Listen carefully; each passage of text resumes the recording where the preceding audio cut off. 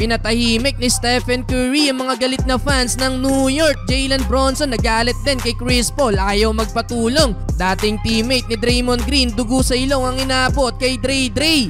Golden State Warriors versus New York Knicks. First quarter mga bro, solid ang start ng Warriors kung saan in rhythm agad ang shooting ni Stephen Curry. 3 tres agad ang naipasok mga bro sa loob ng 3 minutes. Natambakan din agad ng double digit ang New York. 0 for 9 sa field ang Knicks bago makakapagtala ng puntos mula sa layup ni Donte DiVincenzo. Kasaburado agad yan sa tres naman ni Klay Thompson at end one layup ni Moses Moody. Well, struggle ang New York. Isa na sa dahilan ay wala ang kanilang 3-time All-Star na si Julius Randle. Hirap si Bronson buhatin ng Knicks na may 2-6 win-loss record sa last 8 games. Stephen Curry 11 points sa first quarter, may kasama pa yung 7 rebounds. Nagminira ng home team kung saan kumana naman ng 8 straight points si Josh Hart. Yun nga lang, nabawi naman yan ng Warriors, kuminga 8 points. Natapos ang quarter sa tres ni Chris Paul, 31-19, lamang ng 12 points ang Warriors. Second quarter, Brandon Podziemski, grabe ang hustle para sa bola mga bro, talagang habol kung habol.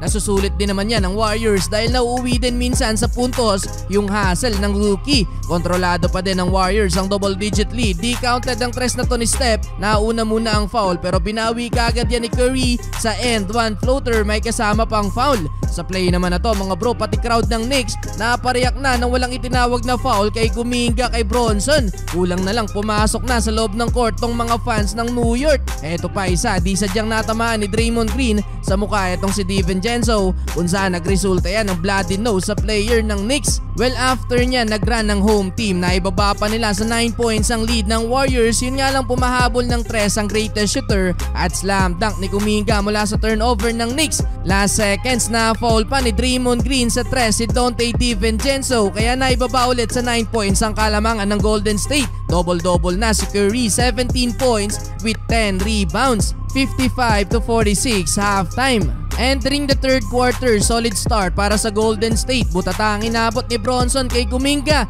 In transition, bumitaw ng tres si Stephen Curry. Consistent pa din sa opensa si Kuminga. Another 3 points para kay Steph. Nabigyan ng maliit na espasyo mga bro. Pinagbayad tuloy niya ang New York. Though nakasagot ng back-to-back 3 points ang Knicks, GP2 hustle block kay Josh Hart. Nabangga pa ang isang fan. Takeover mode si Jalen Bronson. 5 straight points mga bro. Naibaba ulit ng Knicks sa single digit ang lead. Yun nga lang, nakanakaw pa ng play sa dulo ang Warriors. Papatapos ang quarter, nagbanggaan pa si Chris Paul at Jalen Bronson. Tutulong sana si CP3 mga bro pero mukhang hindi nagustuhan ni JB yung pagbangga sa kanya. 80-70, end of third quarter.